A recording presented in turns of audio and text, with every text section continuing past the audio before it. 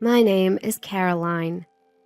I'm 35 and in my third year of marriage, juggling life as a working mom. I've known my husband since we were kids. We hadn't been in touch for many years since middle school, but we reconnected at a reunion and immediately clicked. Before we knew it, we were dating. Everything went smoothly in our relationship, and we naturally moved on to getting married. Both of us were in our mid-30s when we tied the knot. So, we were already talking about having kids soon. Then, I got transferred. And guess what? The new office was near my husband's parents. My husband and his folks were thrilled. "Why don't we live together? It'll be easier when you guys have kids," they said. Now, it's not like I have a bad relationship with my in-laws, but I wanted to maintain some space, so I kindly declined. They seemed pretty disappointed. I felt guilty, but figured it's better for everyone to have some boundaries. My husband agreed, or so I thought.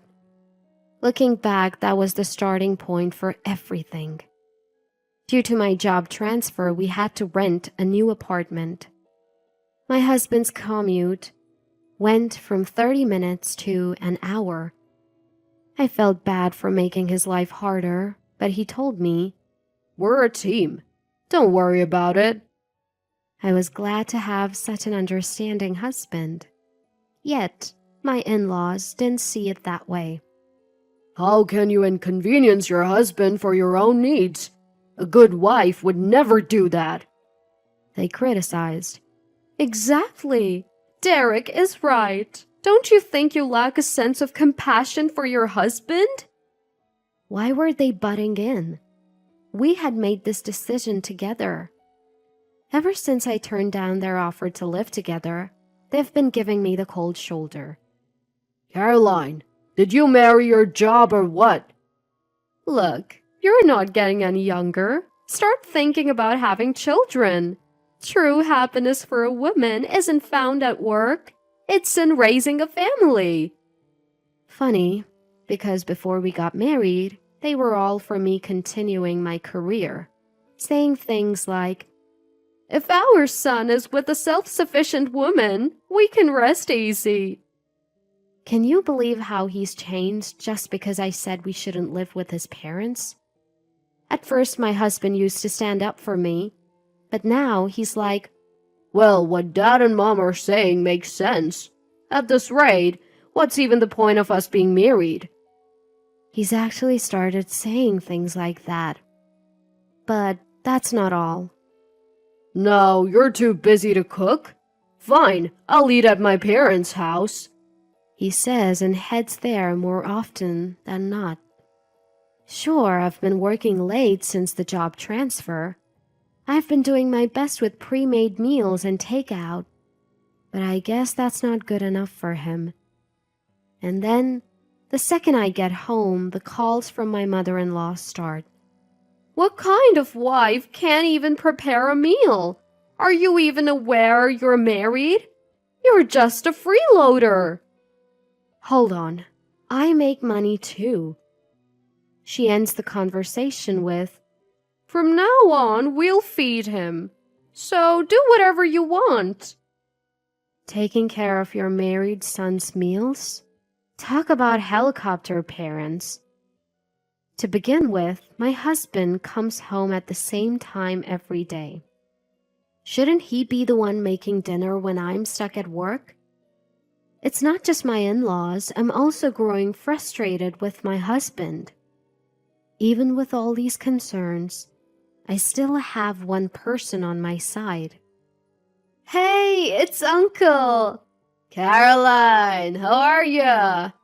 "I've been better."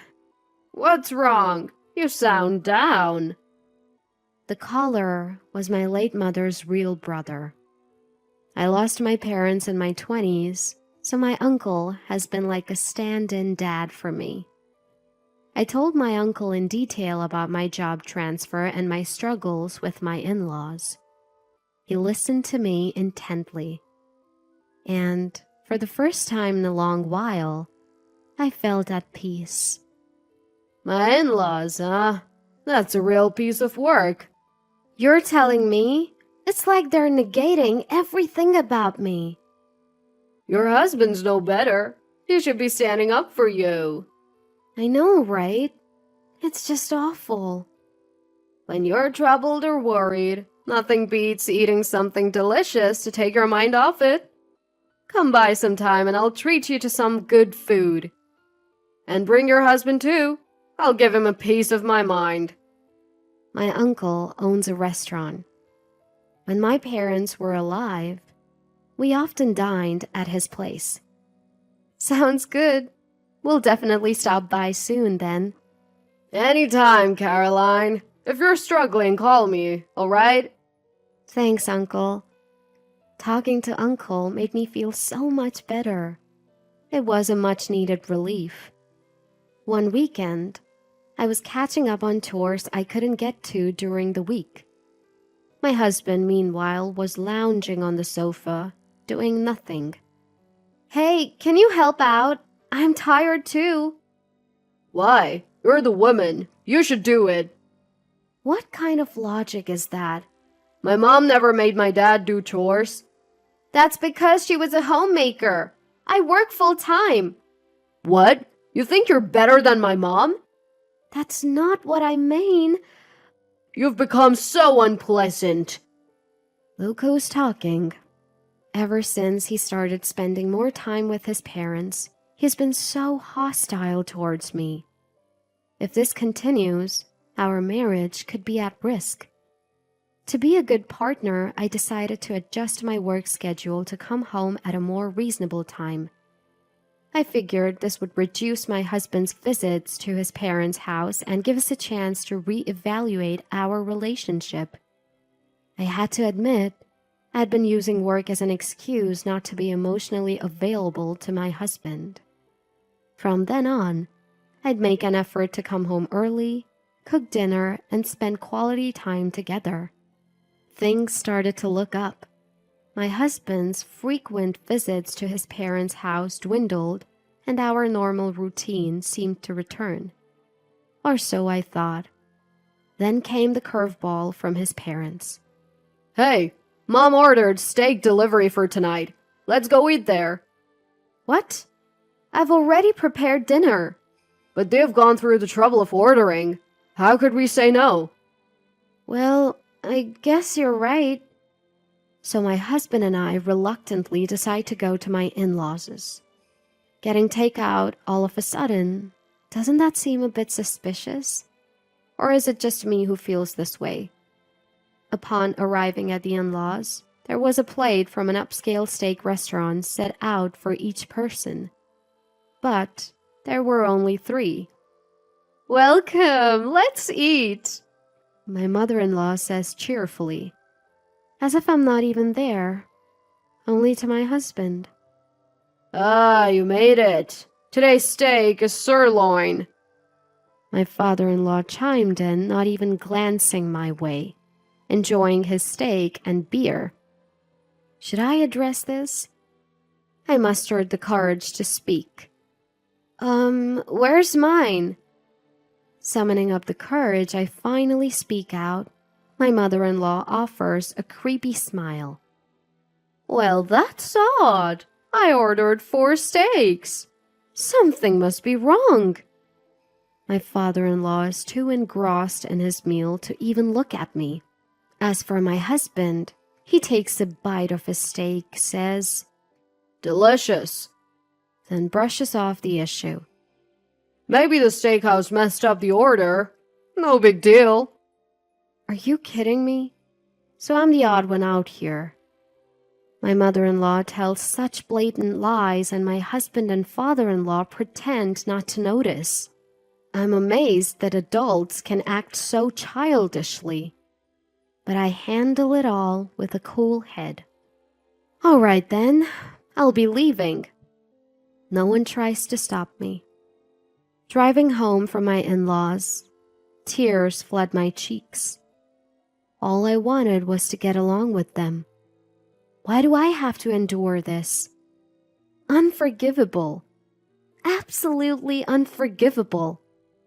So, I decided to take action in secret. I had to keep up the appearance of being the perfect wife. I made sure to come home on time, prepared meals for my husband, and flawlessly handled all the chores. My husband continues to have dinner at his parents' house and sometimes even stays overnight.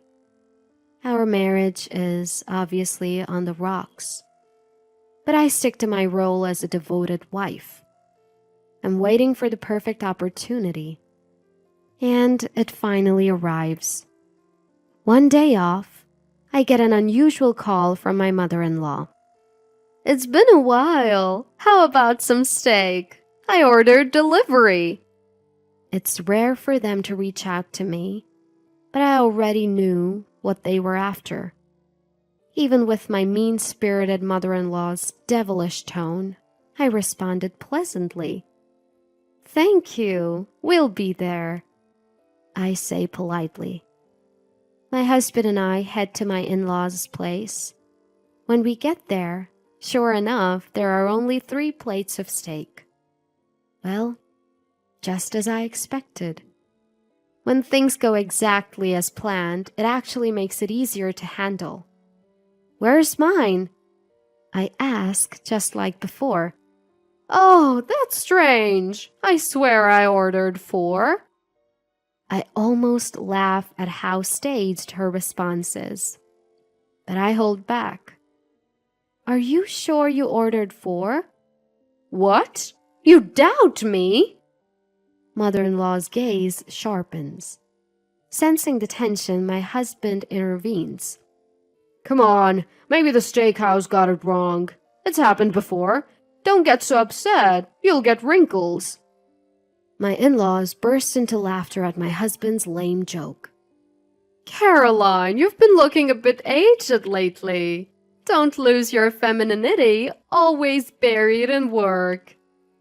Coming from a woman with far more wrinkles than me, that's unexpected. You must remember your role as a wife. Always strive to look beautiful. Father-in-law adds, stuck in another era, as if they were the ones in the right. Time to set things straight. Frustration boiling over, I finally burst out loud. Unbelievable. What's wrong with this steakhouse? Messing up our order time and time again. They can't be serious. Yep, I'm calling them right now. I made a big fuss and called the steakhouse using my in-laws' phone. Hello? Can't you even take an order correctly? You're always messing up the quantity. Isn't that pretty unprofessional? Thanks to you, I always end up missing out on my steak. How do you plan on making it right? Both my husband and in-laws were speechless at my actions. Okay, got it. We'll be right over. With things settled, I turned to my mother-in-law. The steakhouse wants to apologize. How about we go there right now, mother-in-law? Apologize? Yes, they said they want to apologize in person for messing up our order so many times. They can't come now because they're open for business, so they asked if we could go to them. It's really a rude place, but they're willing to apologize. Let's go. This is just outrageous. Mother-in-law was flustered by my fiery tone, but I didn't care. It's the restaurant's fault, isn't it, mother-in-law? Caroline, you're blowing this way out of proportion. Just stop it. Why should I?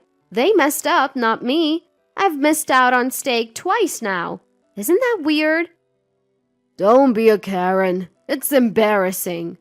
A Karen? What are you talking about? I have a legitimate complaint here. Mother-in-law, you surely wouldn't forget to order my portion, right? Yes, of course. Then let's go get that apology, shall we? I pulled my visibly shaken mother-in-law and we headed towards the restaurant. My father-in-law and husband also followed, sensing that this was no small matter. Time for a little payback. As we entered, a few customers were inside, and a man who appeared to be the master was grilling steaks behind the counter. "I was the one who called earlier." Upon hearing this, the master came out from behind the counter to face us. "I would like an apology for the messed up orders." "I prepared the quantity exactly as I was told." In response to master's words, I feigned utter surprise. The patrons around us started murmuring, but I didn't mind. Everything had gone as planned so far. Time for the grand finale. "What? So you're saying, mother-in-law, that you didn't even order food for me, your daughter-in-law? Why would you do that? Is this some sort of spite?" Mother-in-law looked visibly rattled by my accusation. She never expected me, the wife, to fire back like this. "No, that's not it. I genuinely made a mistake." But the waiter said everything was according to the order. "I simply miscounted the number of dishes, all right? Can we go home now?" "What? You confused 3 with 4? Are you showing signs of dementia, mother-in-law?" "Caroline, that's way out of line." My father-in-law raised his voice, but I didn't back down. "It's not normal to mix up 3 and 4. Just admit you did it to spite me." "Everyone makes mistakes. Can't you understand that?" "Mistakes? This goes way beyond a simple mistake. Given your usual behavior towards me, it's only natural to suspect it was intentional." Then, mother-in-law, apparently offended by the dementia remark, readily admitted her wrongdoing. "Yes, fine. I don't like you, so I did it to spite you." "I can't believe this. Aren't you ashamed to act like such a child? Didn't you learn in school not to do things that others dislike? This is not something a grown adult, let alone a senior, should be doing." Cornered by my logic, mother-in-law had no retort. Both my husband and father-in-law seemed stunned into silence. And as the icing on the cake, the other customers in the restaurant began to voice their support. "Deliberate spite? Wow, didn't think that still happened." "I can't believe it's them. Better keep my distance from now on." Mother-in-law looked shocked. No wonder why. Most of the patrons in the restaurant lived in the same neighborhood as my in-laws. "No, wait. There's an explanation for—" Too late. Feeling increasingly uncomfortable, the 3 of them hastily left the restaurant. "Caroline, that was awesome." Master patted me on the shoulder. "Sorry to drag you into this, uncle." Turns out, the steakhouse was actually owned by my uncle. I initially missed the restaurant's name, but later noticed it on a delivery bag. I'm really lucky, I guess, which made plotting this revenge quite easy. Whenever my in-laws invited me for steak, it was usually on the weekend following their pension payment. I had asked for my uncle's help to plan accordingly for this specific day. We even added some improvisational moments from regular customers my uncle knew well. My uncle had appealed. "My dear niece is enduring persistent harassment. I could use your help." Thankfully, they were more than willing to play along. Having many of the in-laws as neighbors present really gave our plan a major boost. I wonder what kind of faces they're making right now. The thought alone kept me laughing. Eventually, my husband and I divorced. Despite my efforts to mend our relationship, it was clear he wasn't interested, so the path to divorce was pretty smooth. Luckily, as the one who caused the divorce, he didn't have much of a say in the negotiations. So, my meticulous play-the-good-wife plan aimed at revenge worked like a charm. Later, I got a call from my ex-husband. He had moved back in with his parents and was shocked at how uncomfortable it was. Small towns, you know. Gossip spreads fast. Mom gets cold stares wherever she goes, and for some reason I'm being shunned too. Why, he wonders. The reason is pretty clear. Anyone who joins in the bullying with his annoying parents deserves to be avoided. You're clueless. This is all coming back to haunt you. Enjoy your time with mom and dad in your small town. Just be careful not to get kicked out by the community. What do you mean, kicked out by the community? I wanted to tell him to figure it out himself, but I don't owe this fool any more of my time. I quietly hung up. His parents are trying to marry him off again by taking him to all sorts of matchmaking parties. But for some reason, it's not working out. I mean, can you blame them? Caroline, you've got to find happiness, not just for yourself, but for your late parents too. My uncle said, grilling a sirloin steak across the counter. My latest indulgence is treating myself once a week at my uncle's place. Thank you, Uncle. I can feel the tears coming. It must be too much pepper. It was a night where my uncle's kindness touched my heart.